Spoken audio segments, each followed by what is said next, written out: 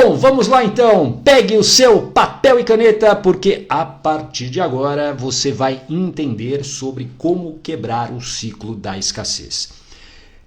E claro que para que você tenha a vida de coragem, escreva aqui, vida de coragem. A vida de coragem, a vida que é boa para você, você vai precisar vencer alguns obstáculos.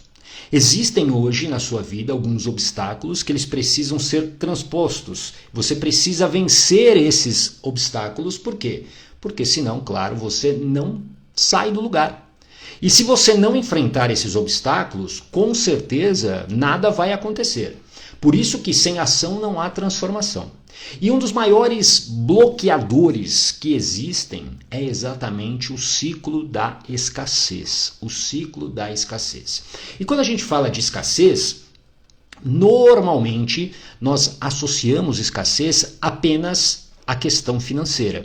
É o que está mais, talvez, colado, né? A gente pode dizer assim, está mais colado. Quando a gente fala de escassez, a gente fala de dinheiro, né? De falta de dinheiro, de falta de prosperidade.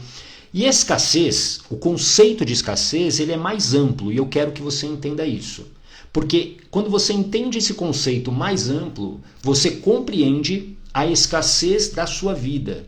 Porque a escassez, volto a dizer, não é apenas financeira. Tem gente que tem o quê? A escassez de afeto. Nunca teve afeto, nunca recebeu amor, nunca recebeu carinho. Você talvez tenha escassez de bons relacionamentos, você talvez tenha a escassez, né, de prosperidade profissional, ou seja, a escassez ela é muito além da questão financeira. Tudo bem? Ó, Lisiane, obrigado, vivo em uma escassez sentimental. Obrigado pelo compartilhamento. Escassez, quando você entende o conceito que eu vou te explicar agora, muitas coisas se encaixam na sua vida. Eu diria que essa conversa de hoje aqui no Mentalidade Yogata, muitas fichas irão cair para você se você ficar comigo até o final. Se você ficar comigo até o final, muitas fichas irão cair. A primeira coisa que eu sempre falo todos os dias aqui, eu vou ser repetitivo, mas eu preciso ser repetitivo porque através da repetição você aprende. Através da repetição você aprende, é uma das duas maneiras. A primeira é por repetição e a segunda por impacto emocional. Então, por repetição, eu vou repetir algo que eu falo todos os dias. Tudo para sua mente se trata de sobrevivência. Escreva aqui sobrevivência para você mais uma vez guardar esse conceito. Tudo para sua mente se trata de sobrevivência.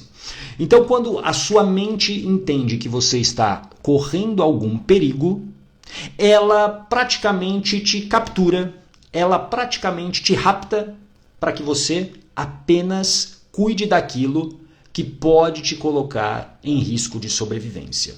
Tudo bem? Então, por exemplo, imagine que você está dirigindo num trânsito como o trânsito aqui de São Paulo, onde eu moro. Aliás, hoje é aniversário também da cidade de São Paulo. Parabéns para essa cidade incrível, maravilhosa, cheia de oportunidades e na qual eu nasci. Então eu sou muito grato por São Paulo e, claro, todas as cidades do Brasil, mas São Paulo, claro, tem um peso aqui porque eu vivo aqui na cidade de São Paulo. Mas imagina que você está num trânsito como o de São Paulo. E aí é um trânsito daqueles que você está presa, por exemplo, aqui para quem conhece São Paulo, as marginais. Você está ali presa na pista expressa da marginal. E aí você começa a ter vontade de fazer xixi. Já aconteceu isso com você? Aquela vontade de fazer xixi e aí não tem onde você parar, não tem um posto, um restaurante, nada. Você está ali e aí aquela vontade de fazer xixi. Você praticamente só pensa nisso. É muito difícil que você consiga manter a concentração em outra coisa que não seja eu preciso fazer xixi. Faz sentido isso para você? Alguém se identifica com isso? Alguém já viveu essa situação? Você só fica lá, maneiras, nossa, será que se eu parar aqui, será que se eu, sei lá, né, no caso dos homens, como eu, que temos uma facilidade, né, se eu pegar uma garrafinha, né, sei lá, você começa a pensar em alternativas. E perceba, a sua mente capturou toda a sua atenção para aquilo. Por quê? Aquilo é uma dor naquele momento. Aquela situação de eu preciso fazer xixi é uma dor. E aí a mente só pensa nisso. Isso explica muito o conceito de escassez. Quando você viveu, e a gente vai falar daqui a pouquinho, viveu a escassez de alguma maneira, a sua mente, quando percebe que você está vivendo a mesma coisa, ela vai o quê? Capturar a sua atenção apenas para aquilo. Apenas para aquilo. Então você pode ter o melhor plano do mundo. O melhor plano do mundo. Mas, se a sua mente for capturada pela escassez, esquece, você para, você desvia do caminho. E a gente precisa entender que para alcançarmos os resultados que queremos, nós precisamos ser, e eu quero que você escreva aqui, consistentes. Nós precisamos ser consistentes. Porque se você não é consistente, se você começa e para, você nunca chega ao seu destino. Isso faz sentido para você? Aliás, alguém se identifica com isso? De começar e parar e nunca terminar nada que você começa? Isso tem muito a ver com esse ciclo da escassez. O ciclo da escassez. Tudo bem? Faz sentido? Bom dia, Leninha, seja bem-vinda. Deixa eu dar mais um bom dia aqui para a Letícia, pedagoga.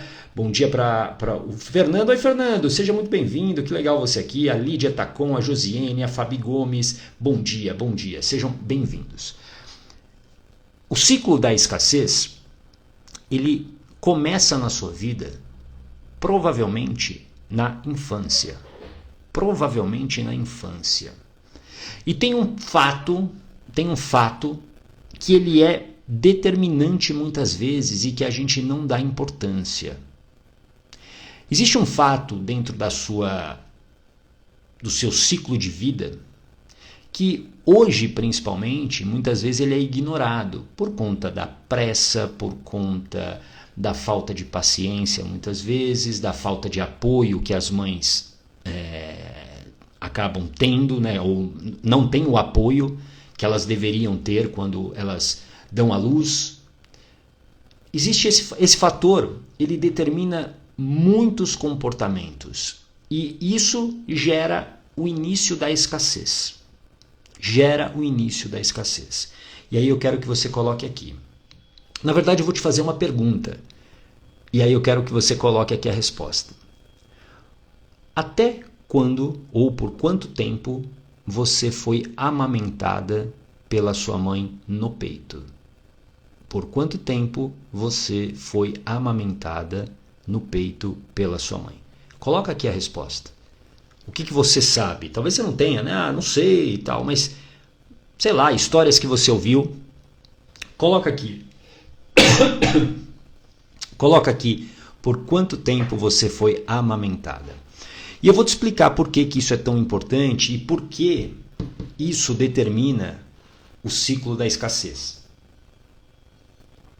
Olha só, Suzana, nenhum. A Leninha não fui. A Jaque, uns 2 anos mais ou menos.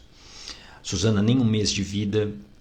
Olha só, o bebê, ele viveu 9 meses na barriga da mãe, num ambiente teoricamente seguro. Faz sentido? Onde ele tinha tudo ali.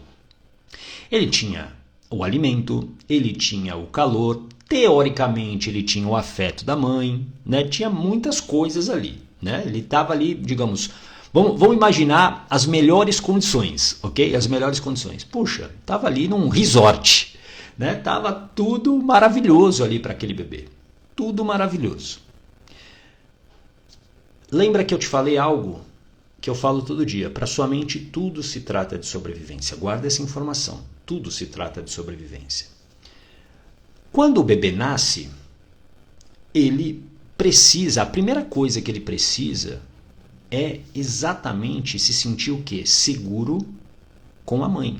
Seguro da presença da mãe. E a maneira com a qual o bebê se comunica nesse momento do nascimento é através do quê? Do toque. É através do toque. O bebê não enxerga. Ele se conecta e ele vai se sentir seguro através do toque. Por isso que, por exemplo, para quem fez a blindagem emocional já, a gente fala de um ponto, né, que é exatamente a questão do nascimento, e eu falo, inclusive hoje, da maneira da desumanização dos partos. Por exemplo, o parto cesárea se tornou o parto principal, a primeira opção, quando na verdade ele deveria ser o quê?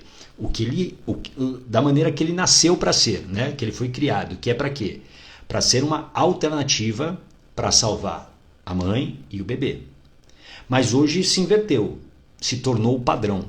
A OMS, inclusive, ela recomenda um número que eu acho que era no máximo 5% na rede pública, principalmente, de partos cesarianas, e no Brasil isso é de 70% para cima. A Tânia, mamei uns 2 meses, acabei de perguntar para minha mãe. Ó, que legal, maravilha. Então, mas fica aqui, Tânia, fica aqui para você entender melhor ainda. O bebê precisa desse contato. Então, por exemplo, quando ele, hoje, dentro dessa desumanização dos partos, o bebê praticamente, né, o bebê nasce lá, olha, a mãe olha tal, e minutos depois ele já vai embora, ele vai lá para uma incubadora, ele vai ficar afastado às vezes da mãe. No caso da cesariana, a mãe vai para uma sala de recuperação e tudo mais. Isso gera para aquela mente do bebê um medo de morrer. Cadê a minha mãe? Cadê o toque? Cadê a segurança? E a partir daí, um comportamento é criado. Porque tudo se trata de sobrevivência e para sobreviver eu preciso me adaptar, eu preciso criar escreva aqui, personagem. Eu preciso criar um personagem para sobreviver. E aí quando, por exemplo, essa amamentação não acontece por diversas razões, a mãe não tinha leite, a mãe não sentia muitas dores, enfim, existem obviamente todas essas circunstâncias. O fato é, se o bebê não tem um contato com o peito da mãe, por exemplo, a Suzana falou aqui, nem um mês, né, nada, isso gera, primeiro, um medo terrível de morrer e 2, um abandono severo. Por quê? Porque na hora da amamentação, para você, por exemplo, que é mãe, quando você coloca, né, a criança no seu peito, existe uma conexão, inclusive de visão, que mantém esse bebê seguro, que mantém esse bebê tranquilo. Agora, quando isso não existe, cria-se esse primeiro ponto de falta, de escassez. Puxa, eu não vou comer, eu não vou me alimentar, eu vou morrer. E aí, isso se torna o quê? Um aprendizado para a sua mente. A sua mente guarda isso como um aprendizado. É por isso que, por exemplo, e eu já tratei assim centenas de casos disso que eu vou te falar na hipnoterapia. Pessoas obesas, pessoas com compulsão alimentar, pessoas que não conseguem parar de comer. Você conhece alguém assim? Pessoas que comem. Por quê? Porque existe aqui uma interpretação que vem exatamente desse momento da vida de que vai faltar comida, porque minha mãe não está me amamentando. E se minha mãe não está me amamentando, o que acontece? Eu preciso, na primeira oportunidade que eu tenho comida à disposição, o que eu faço? Como. Muitas pessoas emagreceram muito mesmo depois que elas entenderam isso e elas mudaram essa interpretação. Quando a mente delas passou a ter a interpretação de que aquilo acabou, que aquele medo que aquela criança, que aquele bebê teve naquele momento da falta da amamentação, acabou. Então, digamos, aquela escassez ela não faz mais sentido para a vida dela adulta. Só que esse vazio que a escassez gera por conta da falta de amamentação, também tem o quê? Outros problemas. Por exemplo, na questão de relacionamentos. Porque a criança, ela se sente ali abandonada. e ela muitas vezes não se sente o quê? Merecedora. Ela não se sente merecedora. É a interpretação que fica na mente desse bebê. E aí, sem a amamentação e eu me sentindo não merecedora, isso se torna o meu padrão. Lembra que eu te falei do personagem? Isso se torna o meu padrão. E aí, para sobreviver, um personagem que eu crio automaticamente é o personagem, por exemplo, da boazinha, do bonzinho. Alguém se identifica com isso? Aquele que faz tudo para todo mundo. E fazer tudo para todo mundo é uma maneira de eu não ser abandonado de novo. Por quê? Porque você é útil. Se você faz tudo para todo mundo, eu quero você perto de mim. Se você faz tudo para mim, eu quero você perto de mim. Faz sentido? A Luzinete, oi Luzinete, bom dia, se identificou. Bom dia Raquel, bom dia Suelen, sejam bem-vindas. A Beth também. Cibele Crepaldi, seja bem-vinda. Pri Gomes, a Donati também por aqui. Luciene, bom dia. Isso, Jaque, eu preciso de um personagem para viver. A Jaque também se identificou, a Beth Carvalho também se identificou. Ou seja, você se torna a boazinha, isso se torna o teu padrão. E quando eu me torno a boazinha ou bonzinho, eu acabo muitas vezes aceitando situações que são desconfortáveis para mim. Para quê? Para não ser abandonado de novo. Para não viver aquele abandono que eu vivi lá atrás. Tudo bem? Faz sentido isso para você? Entenda que essa escassez que começa nessa falta de amamentação, ela tem muitas consequências. Por exemplo, as compulsões. A gente falou aqui da compulsão por comida. Agora, os vícios, muitos vícios também. Por quê? A sensação é de falta. É como se você tivesse um buraco aqui. E aí, quando eu tenho um buraco, eu preciso, quando está doendo, eu preciso o quê? Tapar esse buraco. E aí, se eu já conheço um caminho, se a minha mente já conhece um caminho que é eficiente para me tirar dessa dor, eu vou usar esse caminho. Eu vou usar esse caminho. O problema, claro, é que isso te traz outros problemas maiores ainda. Como, por exemplo, a falta de prosperidade financeira. Muitas pessoas que hoje vivem ciclos de abundância e de escassez. Abundância e de escassez. Alguém se identifica com isso? Existem momentos que você está bem, que você tem dinheiro, que está tudo bem. E aí tem momentos que você cai e aí é o fundo do poço. E aí depois você consegue subir e você desce. Esse ciclo tem a ver com o que aconteceu na sua infância. Por exemplo, esse abandono que você viveu da mãe, e eu já tratei isso muito. Ontem inclusive, tratei uma pessoa assim. Exatamente assim.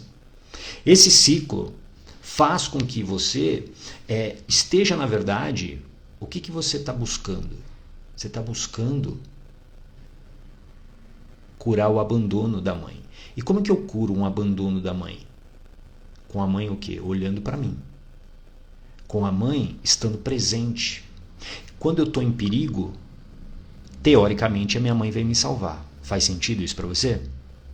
Por exemplo, se o seu filho ou sua filha nesse momento estiver em perigo, você vai largar tudo para salvá-lo. Faz sentido? Você vai largar absolutamente tudo. E é essa mesma lógica, de maneira inconsciente, que nós trazemos para criar muitas vezes esse ciclo da escassez, principalmente falando agora da financeira. Eu me coloco em situações de perigo e aí é como se eu levantasse o braço e falasse: mãe, me salva. E quando a mãe vem me salvar, o que eu quero, na verdade, é que a mãe esteja perto de mim. Por quê? Porque a mãe não esteve perto de mim lá na infância. É a dor da minha criança que está gritando. É a dor da minha criança que está gritando. Isso faz sentido para você? Coloca aqui um coraçãozinho se isso tudo que a gente está falando está fazendo sentido. Se fichas estão caindo aí para você. Por isso que a escassez, esse ciclo da escassez que existe na sua vida, seja num relacionamento, seja financeira, seja profissional, de oportunidades, tem a ver com esse personagem que você criou e que é uma consequência daquilo que te faltou lá na infância. Claro que, por exemplo, crenças que você ouviu, como por exemplo, né, quando a gente fala de escassez financeira, crenças, né, ligadas a dinheiro, dinheiro é sujo, dinheiro é ruim, dinheiro, as pessoas que têm dinheiro não vão para o céu, enfim, coisas que a gente vai ouvindo muitas vezes dos contextos onde nós estávamos inseridos, isso, claro, reforça. Por exemplo, o aprendizado por impacto emocional, quando, por exemplo, pais, eles estão sempre em conflito por questões financeiras. Isso gera na criança o quê? Exatamente um aprendizado. Dinheiro é ruim. Dinheiro é motivo de briga. Dinheiro é triste. Dinheiro só gera briga. Ou seja, isso é uma crença. É uma crença porque de tanto você aprender isso, de tanto você viver isso, repetidamente, aquilo ficou aqui, solidificado. Ficou aqui, calcificado. E a sua crença se torna o quê? O seu comportamento. A maneira como você se comporta é de acordo com o que você acredita. Então, por isso que para eu mudar um comportamento, eu preciso mudar o quê? Aquilo que eu acredito, as minhas crenças. As pessoas acham que é muito mais fácil elas mudarem comportamentos do que crenças. E não é. Porque o comportamento, você pode falar o seguinte, a partir de hoje eu não vou mais beber Coca-Cola. Não vou mais, cansei, chega. Ok. Só que isso está baseado apenas, escreva aqui, na sua força de vontade. Apenas na sua força de vontade. E o que é a força de vontade? É uma energia finita. É uma energia que acaba. E você está usando a força de vontade o tempo todo. É o autocontrole. O tempo todo você está usando. Por exemplo, é um gasto de energia quando você escolhe uma roupa, o que você vai comer. Tudo isso está gastando essa energia. Essa força de vontade ela vai baixando. Por isso que não basta você mudar o comportamento. O comportamento ele é mudado a partir da crença, porque é a crença que sustenta o comportamento.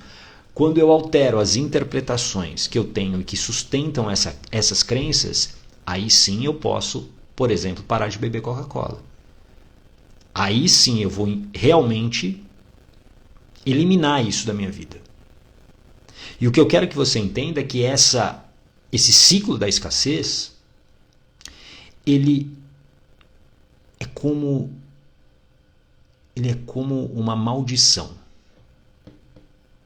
Sabe por quê? Porque muito provavelmente você não é a primeira pessoa da sua família que está vivendo dentro desse ciclo. É algo que você já traz do quê? Da sua família. Você está repetindo padrões. Comece a perceber. Se você se aprofundar na sua história, na história dos seus pais, na história dos seus avós e assim por diante, você vai perceber que existe um padrão. Existe um padrão. E você pode ser a pessoa que vai quebrar isso, que vai quebrar essa maldição. Faz sentido isso para você? Jaque, hereditário? Sim. A gente aprende, Jaque, presta atenção. A gente aprende, quando a gente nasce como uma folha em branco. E a gente aprende de acordo com as crenças das pessoas que estavam ao nosso redor. Faz sentido? Então, assim, eu gosto sempre de usar esse exemplo, que acho que fica fácil para todo mundo entender. Todo mundo aqui talvez teve uma primeira religião, certo? Ou talvez hoje você tenha outra, ou você não tenha, não importa, mas provavelmente você nasceu dentro de uma religião. Não foi uma religião que você escolheu. Foi uma religião que o meio onde você estava, a sua família, disse para você, essa é a melhor religião e a gente segue essa e você vai seguir essa. E ponto. E aí lá na frente, talvez você tenha mudado, talvez você tenha falado, não, é essa mesmo e tá tudo bem. Só que o que eu quero que você entenda é que a sua escolha por algo, como a religião, não é uma escolha genuína. Foi uma escolha baseada no quê? Nas crenças daquelas pessoas que cuidavam de você. Assim como, se a gente der um passo para trás, o que os seus pais começaram a acreditar como certo e errado vem da onde? Do que eles aprenderam com os pais deles. Então lá atrás, os pais dos seus pais disseram, olha, essa religião é a religião que a gente segue. Essa é a melhor religião. Então vamos seguir isso. Aí dando um passo a mais para trás, os pais dos pais também ensinaram para eles que a melhor religião é essa daqui que a gente está falando. E assim sucessivamente. Isso, claro, peguei um exemplo aqui, que é a religião. Mas a gente tem outros exemplos. Né? A gente pode falar, né, de interpretações sobre alimentação, interpretações sobre hábitos. Então, assim, agora, se hoje eu não acredito nisso e eu continuo seguindo, o que acontece? Existe um conflito. E eu vejo isso muito porque tem muitas pessoas, eu tenho certeza que você é uma delas, pessoas com enorme potencial, mas com pouco resultado. Alguém aqui se identifica com isso? Enorme potencial e pouco resultado. E por que isso acontece? Porque existe uma autossabotagem por conta desse ciclo da escassez. É como se eu precisasse continuar honrando. Isso, Suzana. É como se fosse uma fidelidade à herança que recebi? Sim. Por isso que sempre existe alguém de muita coragem, e essa pessoa pode ser você, a quebrar esse ciclo. Você pode ser essa pessoa a quebrar esse ciclo, desde que você, claro, se prepare para isso. Você precisa se preparar. Esse ciclo da escassez, talvez você esteja carregando como uma maneira de honrar, isso de uma maneira totalmente subconsciente, honrar aquilo que a sua família sempre viveu. Sempre viveu. E aí com isso, você sofre. E com isso você se frustra. Com isso você acaba deixando os seus sonhos de lado. Quer ver? Eu vou contar a história de uma pessoa que eu atendi através da hipnoterapia. Caçula de 4 filhos. Um homem. Caçula, dentista, extremamente competente, extremamente batalhador. Ele não teve o afeto da mãe e do pai. Não teve o afeto dos pais. Por quê? Outras épocas, ele já era o caçula, era o famoso lá o raspo de tacho. Os pais já, obviamente, já estavam mais cansados, tinham mais 3 filhos, enfim, ele não recebeu muito afeto. Agora começa a imaginar, para esse bebê, para essa criança sem afeto, opa, a minha mente que quer segurança para sobreviver, fala, opa, temos um problema aqui. E aí ele se transforma num personagem. Ele se transforma naquele personagem, assim, o filho, digamos, perfeito. Faz faculdade, foi pro exército, cara, tudo assim, dentro de um script perfeito. Aí, os pais morrem, os pais falecem. Com medo de ser abandonado, porque ele sofreu o abandono, a dor do abandono lá atrás, qual foi o personagem que ele se tornou? Né? Além de ser esse cara perfeito, claro que não existe ninguém perfeito, né? Mas dentro de um padrão muito perfeito, aquele que faz tudo para todo mundo. Então ele passa a cuidar de todo mundo da família. E aí, ele várias vezes, nessa gangorra de abundância e escassez, abundância e escassez, abundância e escassez. E por quê? Apesar de ele ter conhecimentos, talentos, ele acabava se auto-sabotando. Porque quando ele estava naquele ponto de crescer, de romper com aquele ciclo de escassez que a família viveu lá atrás, era como se ele passasse para o próximo nível, ele estivesse o quê? Desonrando a família. Então ele voltava. E aí ele tentava o quê? Ele se sabotava. Aí ele perdia o foco do projeto que ele estava, ele começava a fazer outra coisa. E aí até uma vez eu falei para ele, você está construindo um avião todo dia. Você já percebeu que o quão complexo é construir um avião? E você fazendo isso todo dia, você começa e para, você começa e para. Você não sai do lugar. Então esse ciclo, ele foi quebrado nesse caso quando a gente mudou o que? A interpretação que ele tinha aqui desse abandono, dessa escassez que ele viveu. Por isso que se você quer realmente quebrar esse ciclo da escassez, você vai precisar ter algo fundamental. E eu quero que você escreva aqui. Blindagem emocional. Você precisa ter blindagem emocional. Por que eu preciso ter blindagem emocional para quebrar o ciclo da escassez? Primeiro, porque você vai precisar dominar os pensamentos, os medos e as emoções. E você só tem esse domínio se você fizer o quê? As pazes com a sua história. Se você for lá nesse ponto da sua história para dar um novo significado. Enquanto o significado for o mesmo, o comportamento vai ser igual. Vai ser igualzinho. Igual. E eu tenho certeza que você já está cansado desse ciclo de escassez. Desse ciclo onde você ganha e perde. Ou de você estar vivendo um relacionamento bom e aí daqui a pouco esse relacionamento está uma porcaria. Tá bom, tá uma porcaria. É um ciclo que cansa, que adoece. É um ciclo, obviamente, que você vai perdendo o quê? A esperança.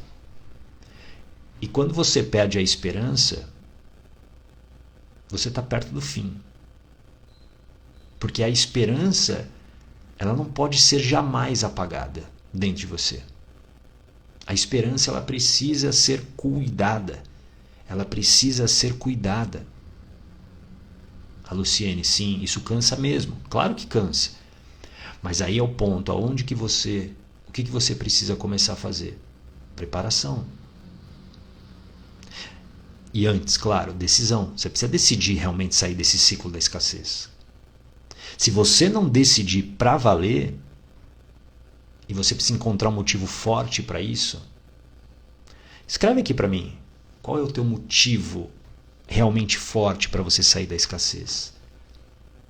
E eu vou dizer para você se esse motivo é forte o suficiente ou não, dentro da minha visão. Porque o motivo forte, presta atenção, ele precisa ser emocional. Ele precisa ser emocional. Eu quero sair do ciclo da escassez porque eu estou cansada de não ter dinheiro. Isso não é um motivo forte. O motivo forte vem do quê? Puxa, eu não consigo colocar comida na mesa dos meus filhos, na mesa de casa para os meus filhos comerem. Isso é um motivo forte. Entende? Por exemplo, quero ser próspera. Não é um motivo forte. Qual é o motivo forte? Por que você quer ser próspera? Luciene, por que você quer ser próspera? Qual o motivo forte? Motivação é um motivo para ação. Ninguém acorda motivado só porque quer ser próspero.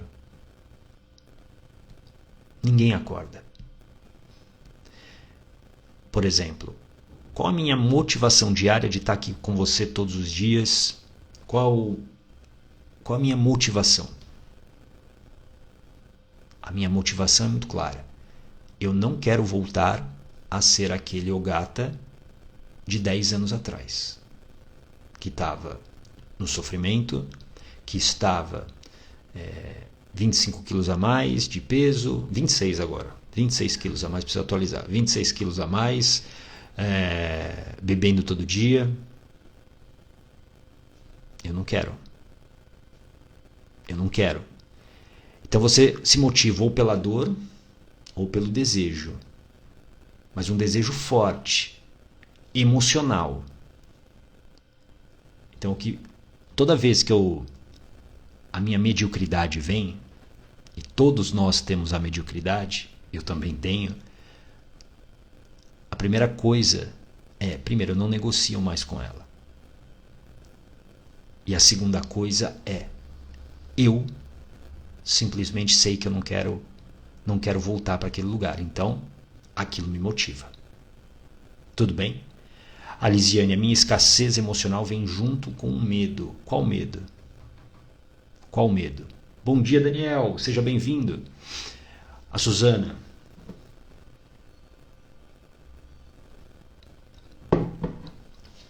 Meu motivo forte é não viver mais com aqueles medos que me paralisavam, que me causavam muito sofrimento. Ótimo. Esse motivo é um motivo forte. É um motivo forte. Agora, é preciso também que você tenha um motivo de prazer, de desejo. Por exemplo, qual é o meu? Eu quero ser um espelho positivo para as minhas filhas. Esse é o meu desejo. Eu quero ser um espelho positivo para as minhas filhas. Esse é um outro motivo forte. Então, quando eu olho para aquele de 10 anos atrás, que não era um espelho positivo para elas, e comparo com o de hoje, que já melhorou muito, e ainda tem muito para melhorar, mas já melhorou muito, eu sei que eu estou no caminho certo. Entende isso? A gente precisa ter motivos fortes para começar a agir. A ação que você coloca hoje para sua vida determina os teus resultados. Se você vai devagar, os teus resultados serão devagar. Cada pessoa tem um ritmo? Sim, cada pessoa tem um ritmo. Mas você precisa ter consciência. Se você quer resultado rápido, você precisa o quê? Ir rápido. Por isso que eu digo que a blindagem emocional, por exemplo, a hipnoterapia que eu aplico, é para quem tem urgência de sair do sofrimento. Quem tem urgência aqui de sair do sofrimento? Escreve eu aqui. Quem tem urgência mesmo? Urgência é urgência. Urgência não é negociável. A casa está pegando fogo. Não é urgente que você apague esse fogo? Ou você vai procrastinar? Não, peraí, eu vou esperar mais um pouquinho. Deixa ela pegar fogo mais uns 10 minutos. Aí daqui a pouco eu começo a pensar no que eu vou fazer. Entendeu? Não é assim que você faz. Urgência é para ontem. Para ontem. A Luzinete, quero quebrar essa dependência emocional para não passar para as minhas filhas, mas a mais velha já tem dependência emocional. Bom, você vai começar a quebrar esse ciclo semana que vem comigo. Certo? Ótimo. Ótima decisão que você tomou. É isso. E agora, presta atenção, Luzinete. Eu sei que para a mãe, para o pai, dói muitas vezes você ver, por exemplo, o filho sofrendo. Mas nesse momento, não é hora de você pensar na sua filha. A hora agora é de você pensar em você. Tudo bem? É a hora de você pensar em você. Porque você, curada, você vai poder ajudar a sua filha. É a história lá da máscara do avião. Né? Quando você vai andar de avião, a aeromoça passa as instruções, que ninguém escuta, mas ela passa porque ela tem que passar. E a gente deveria escutar. Se tiver uma despressurização no ar, as máscaras vão cair. Primeiro você coloca a máscara em você e não na criança. Porque se você colocar na criança, que bom, a criança está respirando, mas você pode desfalecer aí. E se você desfalecer, você não ajuda a criança, porque ela é uma criança. Então, primeiro, a máscara em mim. Então, agora é a hora de você olhar para você. Depois, aí sim você vai ter forças para ajudar a sua filha. Tudo bem? Faz sentido? Deixa eu ver quem tem urgência aqui, ó. A Jaque, a Luzinete, a Eloíde, o Daniel, a Beth, a F. Gomes Moreira. Ótimo. A Luciene, eu tô no processo. Põe urgência, Luciene. Você tem que botar urgência. Essa história de tô no processo é a história da procrastinação. Eu estou no processo, qual é o processo? Né? Quanto tempo leva esse processo? Você vai ter forças para aguentar esse processo? Porque, assim, ontem a gente falou disso, né? Do custo de você ficar no sofrimento. E eu fiz uma conta aqui ontem que até me assustei. Eu vou até pegar de novo aqui. Para você se manter no sofrimento, você precisa de uma certa maneira se anestesiar. Não tem como. E hoje a gente tem vários anestésicos, né? Você tem o álcool, você tem a comida, você tem a própria, né, o Netflix. Nada contra o Netflix, mas eu também não sou, de verdade, assim, né? Eu vou falar uma coisa talvez meio impopular aqui.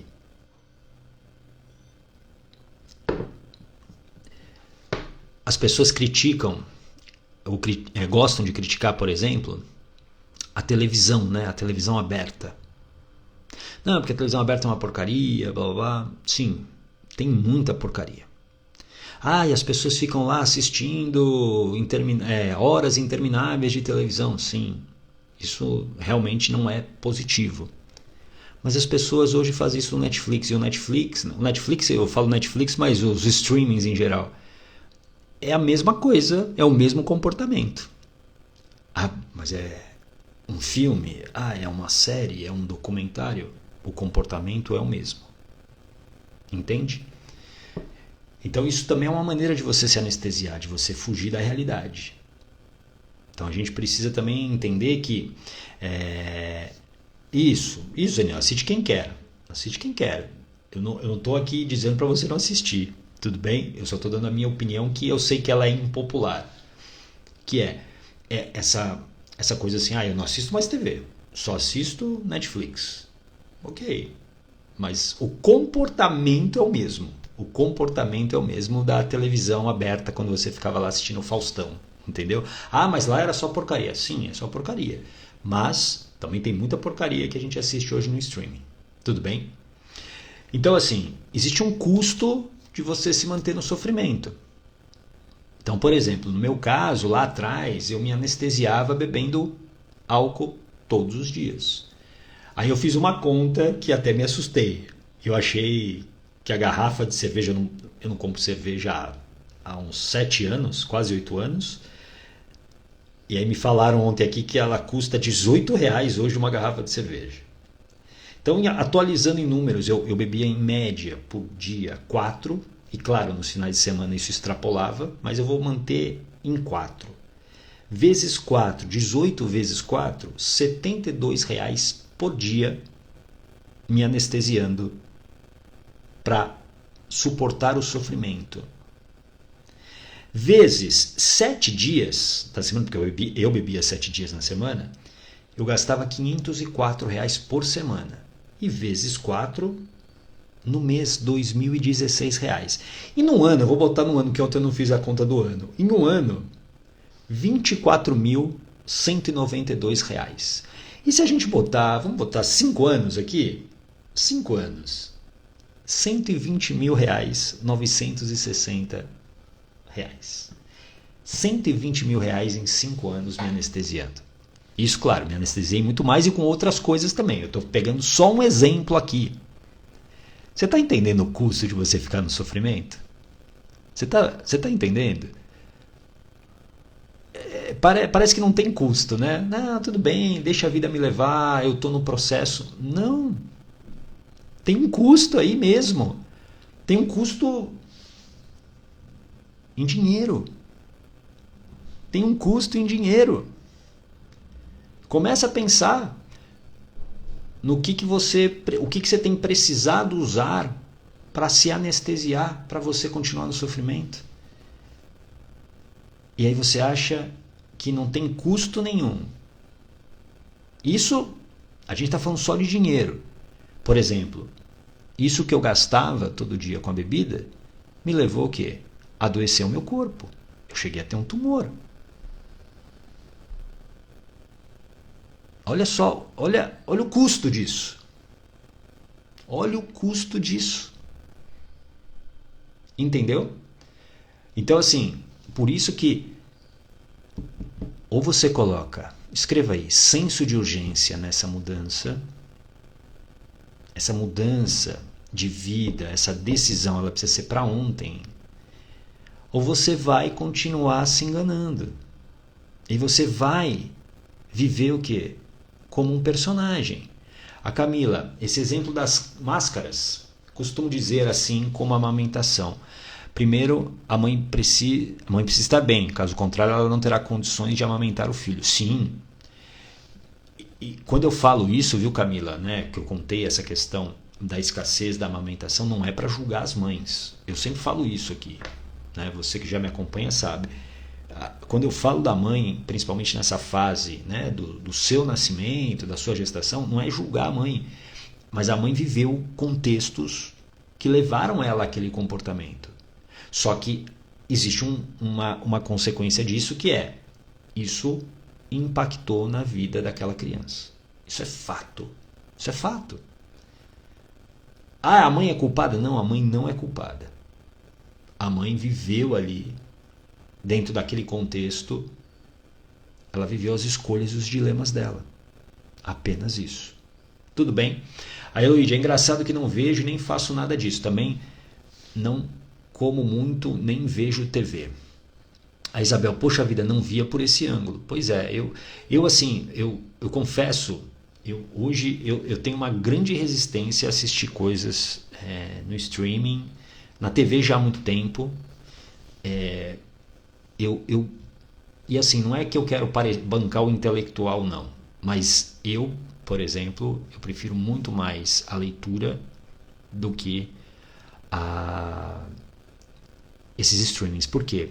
Nessa fase que eu estava depressivo, o Netflix era o início do Netflix aqui no Brasil, eu ficava maratonando. Isso se tornou uma fuga para mim. Sabe aquela série Narcos? Eu assisti ela toda em, sei lá, pelo menos as temporadas, né? Coisas assim de 2 dias.